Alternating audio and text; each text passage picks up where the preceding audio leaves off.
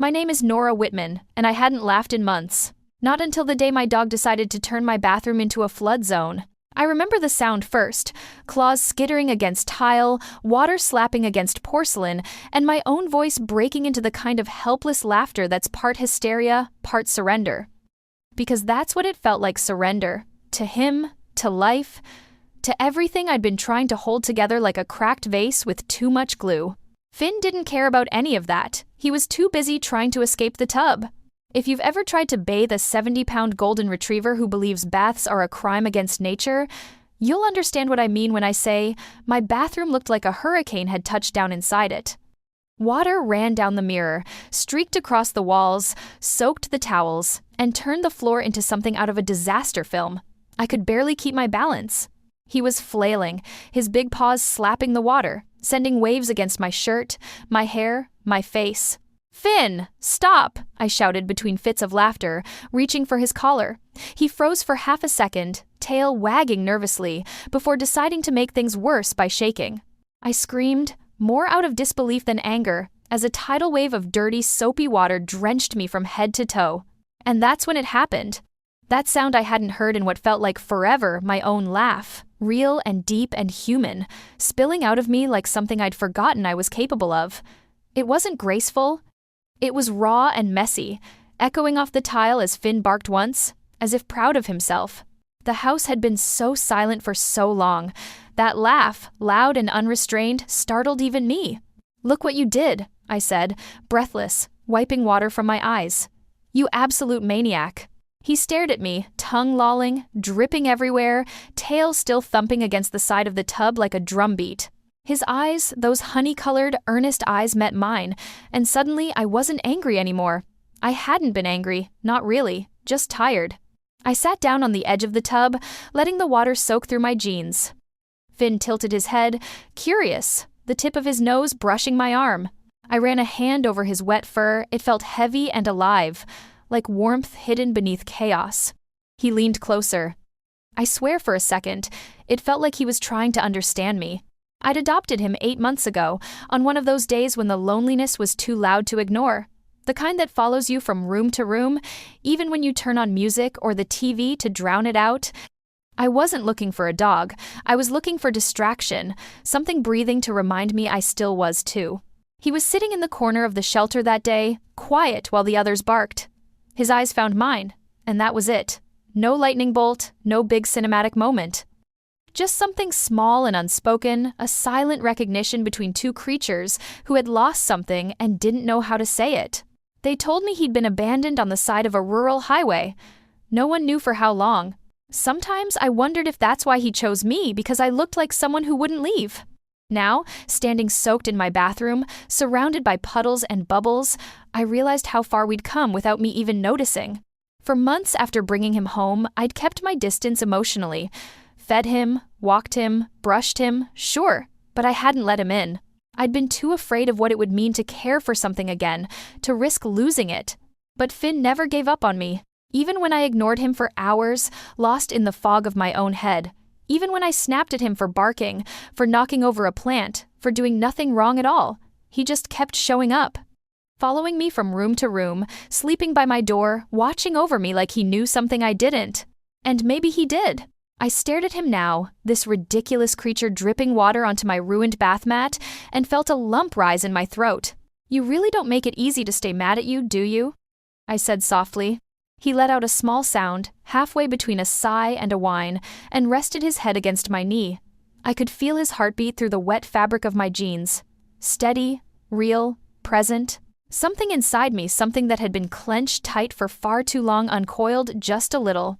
The water in the tub had turned murky from the mud he'd brought in from outside. I looked at it for a long time, watching the bubbles dissolve, the dirt swirl like smoke. There was something hypnotic about it, something almost familiar. And then it hit me how strange it was that this messy, chaotic scene, this absolute disaster, was the first time in months that I felt something close to peace. I reached for the faucet and turned it off. The last trickles of water echoed in the silence. Finn looked up at me again, expectant, as if waiting for the next instruction. I didn't have one. Instead, I slid off the edge of the tub and into the water, clothes and all. He froze, startled, then let out a single, confused bark before jumping back in with me, sending another wave over the edge and across the floor. I gasped, half laughing, half crying. "Finn! Oh my God, what are you?" But I couldn't finish the sentence because he'd pressed himself against me, wet fur against soaked fabric, panting happily as if this was exactly where he was meant to be. His tail hit the side of the tub with rhythmic thuds, splashing more water with every wag. Okay, I said breathless, trying not to drown in both the literal and emotional sense. "You win." He licked my chin once before settling down beside me. I wrapped an arm around him and just breathed. The water was lukewarm now, my clothes clinging, but I didn't care. The sound of the faucet dripping filled the space between us, a soft, steady rhythm. For a moment, I could almost pretend this was normal sitting in a half-drained tub with a dog, finding comfort in something so simple, so absurd. It struck me how quiet the world outside had become, just the two of us, in our tiny, flooded universe, surrounded by soap and stillness. "I think you saved me," I whispered, not even sure why I said it out loud. Finn didn't move, but I swear I could feel him listening. Maybe that's what I'd needed all along, not someone to fix me, not someone to understand me, just someone who wouldn't leave. When I finally got out of the tub, I wrapped Finn in a towel, though it barely made a difference. He shook again, spraying droplets everywhere, and I laughed until my stomach hurt. Afterward, I sat on the floor with him, both of us damp and exhausted, the bathroom a disaster zone of wet footprints and half-soaked towels. I leaned my head against the wall, eyes half closed, and whispered, "You're such a mess." His tail thumped once in reply. That night, the air felt different in the house, warmer, more alive. Finn followed me to the couch, where I sat wrapped in a blanket, sipping tea I couldn't taste. He jumped up beside me, something I usually didn't allow, and rested his head in my lap. I didn't stop him. I ran my fingers through his damp fur and felt the slow, rhythmic rise and fall of his breathing. For the first time in so long, I didn't feel like I was floating aimlessly in my own life. I felt anchored to him, to this house, to this moment. And yet, somewhere beneath the calm, something else stirred. A faint ripple under the surface, like the last bubble rising in a cooling bath. I didn't want to think about it. I didn't want to remember. But memory has a way of finding cracks to seep through. That night, I dreamed of water again. The same dream I'd had for years. The one where I'm underwater, reaching for the surface but never quite breaking through. I see light, feel warmth, but it's always just out of reach. And there's always a sound muffled, distant, a cry that fades before I can name it. When I woke up, Finn was sitting beside the bed, watching me. His eyes were alert, almost anxious. The early light of morning spilled through the curtains, cutting pale lines across the floor. "You okay?" I murmured, my voice thick from sleep. He tilted his head, as if he'd been waiting for me to ask him that instead. I rubbed my temples, trying to shake the dream. It was silly, really, how something as ordinary as a bath could dredge up something so heavy. But that's how grief works. It hides in the most mundane things, waiting to surface when you least expect it. I pushed the thought away and got up, trying to return to normal.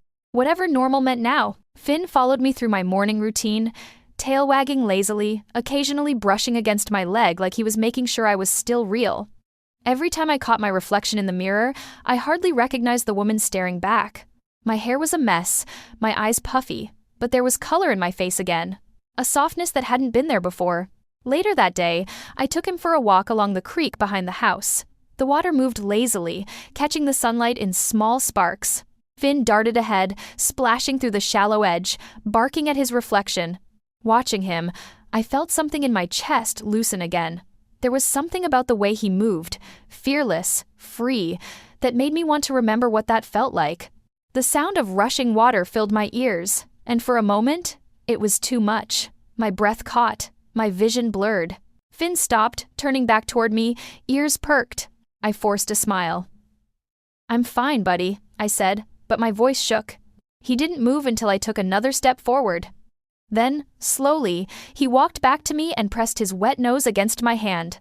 The contact grounded me instantly. I knelt down, running my fingers through his fur, the coolness of it soothing against my skin. "You're too good for me," I whispered. He licked my hand once, then turned back toward the creek. as if to remind me that life doesn't stop moving just because you want it to. That night, I filled the bathtub again, not for him, this time, but for me. I watched the water rise, steam curling upward, catching the faint glow of the overhead light. When I stepped in, the warmth hit me all at once, a shock and a comfort. I closed my eyes, sinking until the water covered my shoulders. For a moment, everything went quiet. My heartbeat echoed faintly beneath the surface. Then I felt it, a shadow of the dream, a tremor of the past tugging at me from somewhere deep inside. My throat tightened. I tried to breathe, but the air caught. My vision dimmed, and I could almost hear that cry again, the one from my dreams, echoing just out of reach. Before panic could take me, I felt movement beside the tub, a soft sound. Then a familiar weight pressed against the porcelain. I opened my eyes. Finn was there, sitting beside me, watching, his head tilted slightly, his gaze calm and steady, as if to say, "I'm here." And somehow, that was enough. The panic dissolved as quickly as it came. I reached over the side of the tub and placed my hand against his face. His fur was warm under my damp fingers. "I'm okay," I whispered, and for the first time in a long while, I meant it. He didn't move until I drained the water. Afterward, he followed me to bed again, curling up beside me without hesitation. I let him. I wanted him close. As I drifted towards sleep, I thought about how strange it was that healing could start in something as simple as a bath. That peace could begin with chaos. That love could return to a house through muddy paws and flooded floors. But maybe that's how it always happens. Slowly, unexpectedly, through something ordinary that becomes sacred just because it made you feel alive again.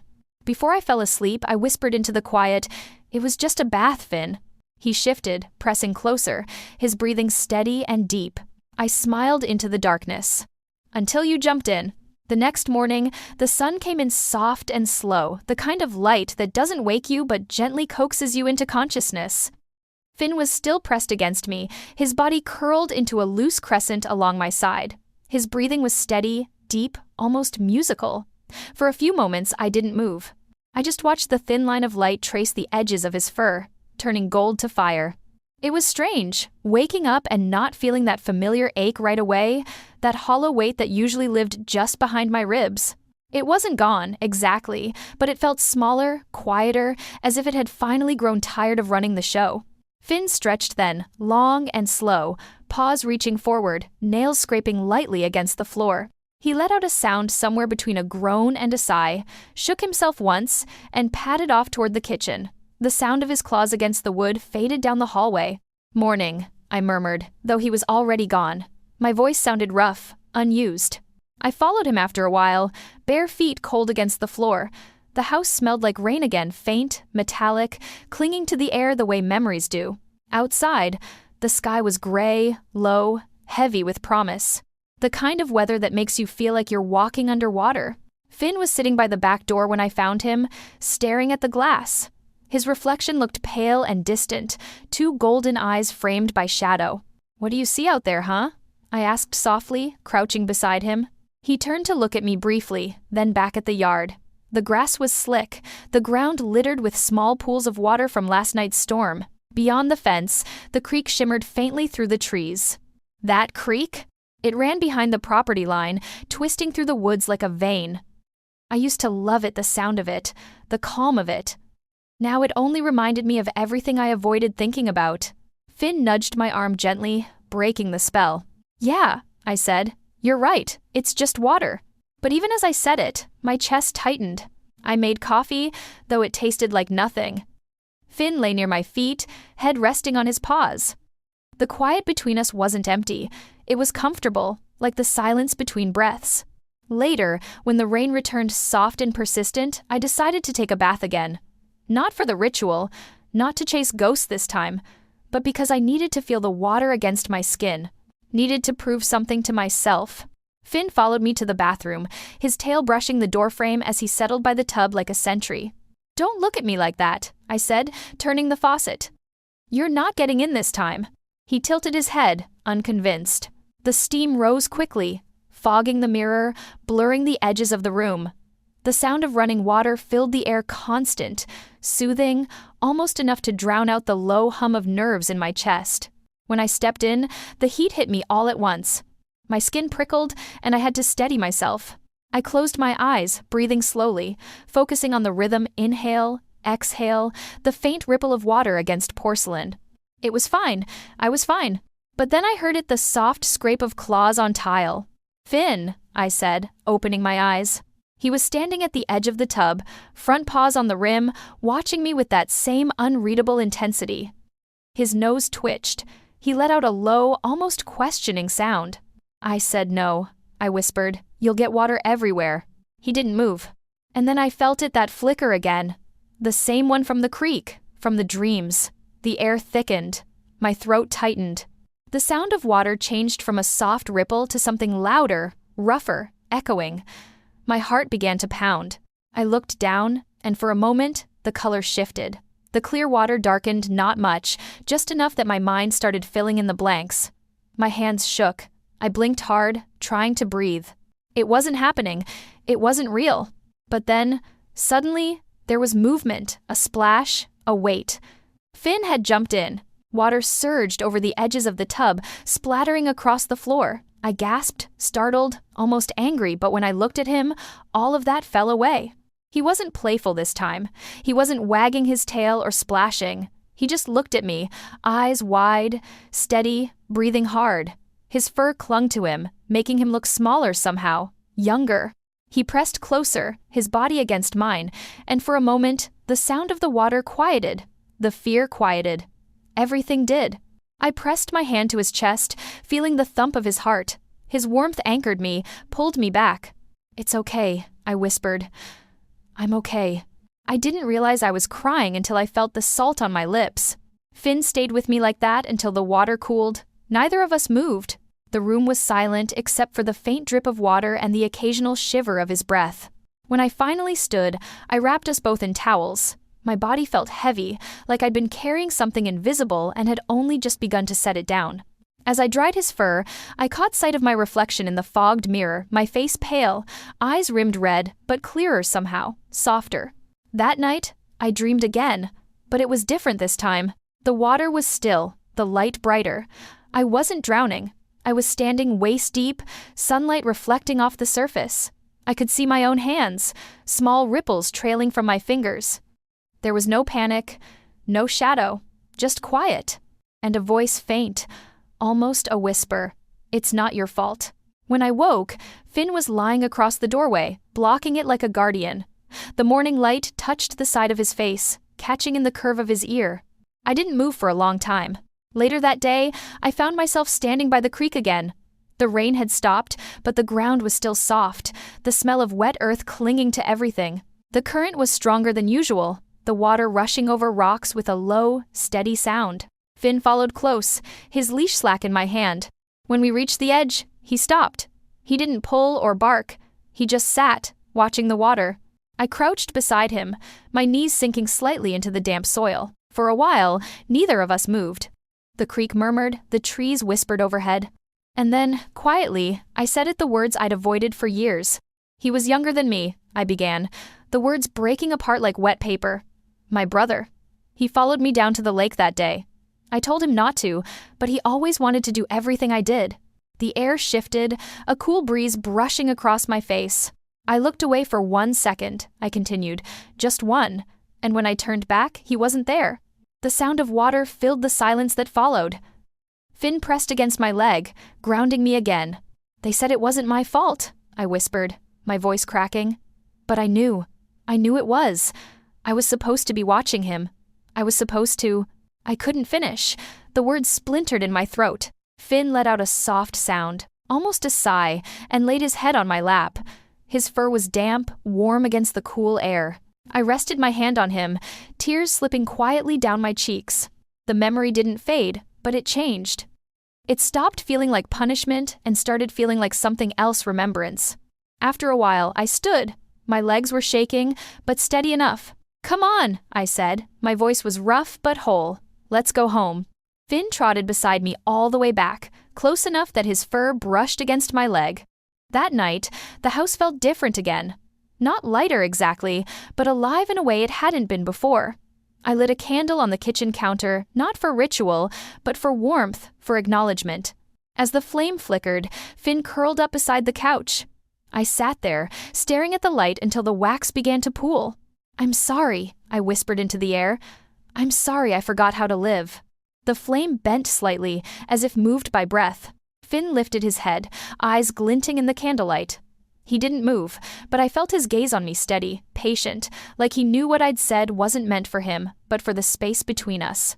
The rain started again, tapping softly against the window. I turned toward it, listening. There was peace in that sound now.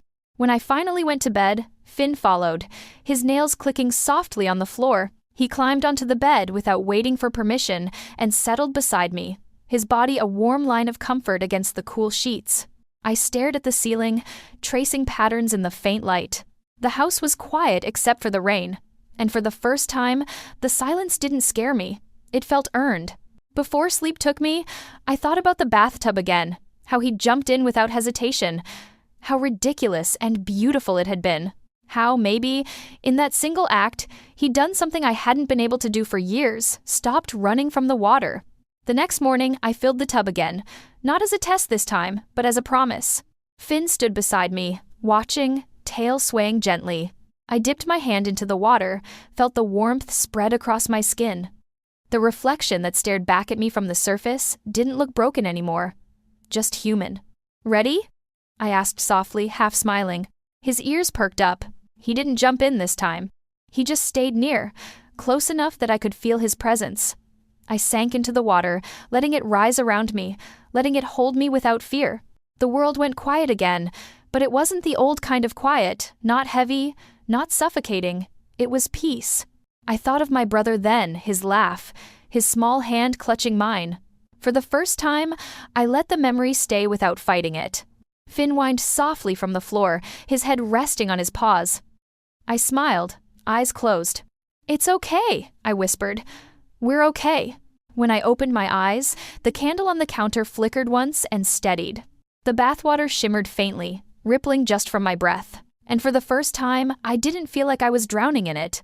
I was floating. When I got out, Finn followed me into the hallway. He shook once, his fur scattering droplets of water across my legs, and looked at me with that goofy, earnest expression that could break your heart. "Don't even think about it," I said, laughing. "You're not getting in next time." But I knew I didn't mean it. That night, as the rain tapered off and the air smelled like earth and endings, I realized something. It wasn't just a bath anymore. It was the first place I learned to forgive myself. And somehow, he knew that before I did. The rain stopped sometime before dawn. I didn't hear it end. I just woke to the absence of sound, that strange, suspended quiet that follows a storm, when the air feels rinsed clean but heavy with memory. Finn was beside me again, his head resting against my ribs, his body stretched out so far he nearly took up the whole bed. For a while, I just lay there, feeling his breath rise and fall. My fingers found the soft fur along his neck, still faintly damp. It grounded me, that warmth, that steady pulse. Everything that had once felt untouchable now existed in small, tangible ways. A heartbeat, a breath, a moment that didn't need to last forever to matter. The window above the bed glowed with the first suggestion of light. It painted faint silver lines across the wall, soft and thin. I watched them stretch slowly, reaching for the ceiling, as if the house itself were waking. "Good morning," I whispered. Finn didn't stir. He was deep in his dream world, paws twitching, breath stuttering, tail moving ever so slightly, as if he were chasing something he'd finally caught. I smiled, brushing my hand along his side. "Good boy," I said softly. "You've done enough." Eventually I got up, padding quietly into the kitchen. The floorboards creaked in that familiar way, the one that used to feel lonely but now sounded alive. The kettle hissed as I filled it, and the smell of coffee soon filled the air. When I turned around, Finn was there, sitting in the doorway, tail sweeping lazily across the floor. His eyes were bright, patient, always waiting for me. I poured my coffee and crouched down, pressing my forehead to his. "We made it, didn't we?" He huffed. That small sound that always made me laugh, half a sigh, half agreement. Outside, the world looked softer. Mist still clung to the edges of the yard, and droplets of rain shimmered on the blades of grass. The creek behind the fence was moving again, not wild, not threatening, just steady. I could hear it faintly, the whisper of water through stone. The sound no longer hollowed me out, it filled me. That afternoon, I opened all the windows. The house breathed. The curtains shifted with the breeze, and the air carried that fresh, almost electric scent of renewal. I played music quietly at first, then louder when I realized I didn't need to whisper anymore. Finn followed me as I moved through each room, cleaning, folding, rearranging small gestures that felt monumental after months of stillness. Every corner I touched seemed to stir awake. By evening, I was tired in a way that felt good, the kind of tired that comes from moving toward life instead of away from it. The sun began to set, throwing long amber streaks across the living room floor. Finn lay by the open door, his fur glowing like gold. I stood there for a while, watching him, a strange ache in my chest, not pain exactly, but something gentler. Gratitude. I thought of the bath again, that chaotic, beautiful moment when he jumped in as if to save me from myself. It replayed in my mind like an old film reel, grainy and warm. The laughter, the water, the way he'd looked at me after, as if he knew that somewhere deep inside, something had finally cracked open. The thing about healing is that it never happens the way you expect. It sneaks in through the smallest cracks, a bark, a paw print, the sound of dripping water. It doesn't ask for permission, it just arrives. That night, as twilight pressed against the windows, I decided to take one last bath, not to test myself, not to fix anything, but simply to honor what had changed. The water filled slowly, the rippling sound echoing through the quiet house. Finn sat nearby, watching, his head tilted just slightly, his ears perked like he knew this meant something. I stepped in carefully, the warmth rising around me like a memory. The surface reflected the soft glow of the single candle I'd lit on the counter. For a long time, I didn't move. I just breathed deeply, freely, as though every inhale drew light into the hollow spaces I'd once tried so hard to seal shut. Finn shifted on the floor, letting out a low sigh. "You don't have to guard me anymore," I whispered. "I'm okay now." He blinked slowly, as if acknowledging it. Still, he didn't leave. I sank deeper into the water, closing my eyes. The quiet stretched thick, alive. I could hear the rhythm of my pulse beneath the water, the soft ticking of the candle's flame, the whisper of wind against the glass. Then I saw it again, not a flashback, not a nightmare, but something different. Memory reshaped. The lake, the sun, the small ripples spreading outward. My brother's laughter clear, ringing through the air. And then, the silence. The moment that had replayed endlessly in my mind, the one where I looked away. But this time, when I turned back, I didn't see emptiness. I saw light. The water sparkled, and for the first time in years, the memory didn't strangle me. It moved through me. My brother was there, not a ghost, not a haunting, just a boy at peace, smiling the way I remembered. The image dissolved into brightness, into warmth, and then into the simple truth of now, me breathing. When I opened my eyes, the candlelight danced on the ceiling. The water had cooled slightly, but I didn't mind. Finn was still there, his chin resting on the edge of the tub. His eyes met mine, calm and knowing. "I remember now," I said softly, "and it doesn't hurt anymore." He thumped his tail once against the floor, then laid it still. After I got out, I wrapped myself in a towel and sat on the bathroom floor beside him. My hair dripped slowly onto the tile, the candle still flickering behind us. He leaned into me, warm and solid, and for a moment I rested my head against his. It was quiet, but not empty. Outside, the wind picked up again, whispering through the trees, carrying with it the scent of earth and water, and something like hope. "I used to think I was broken," I murmured, fingers brushing through his fur. But maybe I was just waiting to be understood. Finn shifted closer, his head now on my lap. I thought of all the things I'd buried under silence, the guilt, the shame, the fear, and how easily this animal had found his way past all of it. He hadn't asked for anything. He'd just stayed. Sometimes I think that's all any of us ever need, someone to stay. That night, I didn't dream of drowning. I dreamed of floating, weightless, free, with light spilling down through clear water. My brother's laughter echoed faintly somewhere in the distance, mingling with Finn's bark, and for once, I didn't wake gasping. I woke smiling. The following morning was brighter than any I could remember. The air hummed with the sound of birds, the creek sang again, and sunlight filled every corner of the house. I made breakfast with the windows open. Finn waited patiently by the counter, tail sweeping back and forth as the smell of toast and butter filled the air. I dropped a small piece for him, just to see the way his whole body wagged in joy. "You spoil me," I said. He barked once, softly as if to say, "No, you spoil me." We spent the day outside. The grass was cool beneath my bare feet, the world still damp from the storm. I let Finn off his leash for the first time in months. He hesitated for half a second, as though unsure he was really allowed to go, and then he ran full tilt across the yard, tail a golden banner, ears flying. I laughed that same wild, surprised laugh from before, and something in me soared with him. He darted through the fence gate, down toward the creek. My heart stuttered, a reflexive panic rising, but it passed quickly. When I reached him, he was standing at the water's edge, looking back at me. His reflection shimmered on the surface beside mine.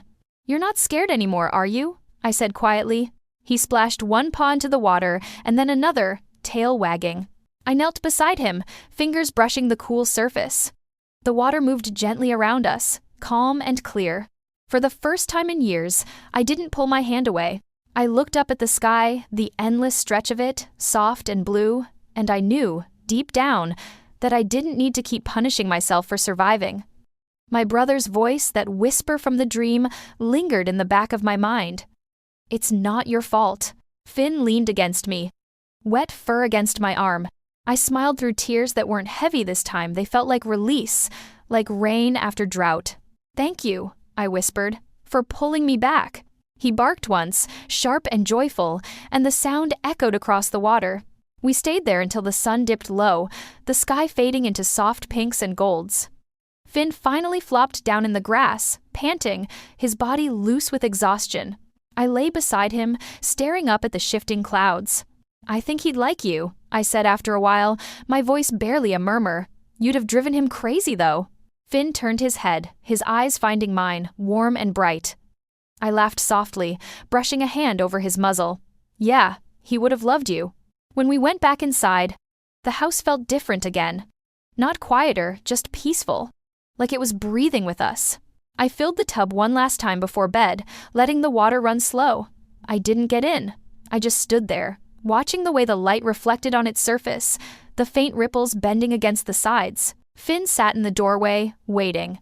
"It's funny," I said softly, "how something that once scared me became the place I finally learned to feel again." He tilted his head, as if agreeing. I smiled. "It was just a bath," I said, repeating the words that had started all of this. Then, after a pause, I added, "Until you jumped in." He huffed, tail wagging, eyes glinting like he knew exactly what I meant. I turned off the faucet and leaned against the counter, looking out the window. The moon had risen a perfect white coin above the trees. The world was silver and still. For the first time, I felt like I was exactly where I was supposed to be. Later, as I climbed into bed, Finn jumped up beside me, curling into his familiar spot. I turned off the light. The dark didn't frighten me anymore. I whispered into it, voice small but certain. "You can sleep too. I'll keep the watch tonight." He shifted closer, sighing, his breath warm against my arm. And there, in the soft rhythm of his breathing, the faint hum of the world outside, I found the kind of peace I never thought I'd feel again. The water, the dreams, the ghosts, all of it had finally settled. It wasn't about forgetting. It was about learning to live with it. About understanding that sometimes, love doesn't save you with grand gestures. Sometimes it saves you by staying, by jumping in when you need it most. I closed my eyes. The darkness felt gentle, almost kind. And before sleep claimed me, I whispered one last time for him, for my brother, for myself, "I'm home."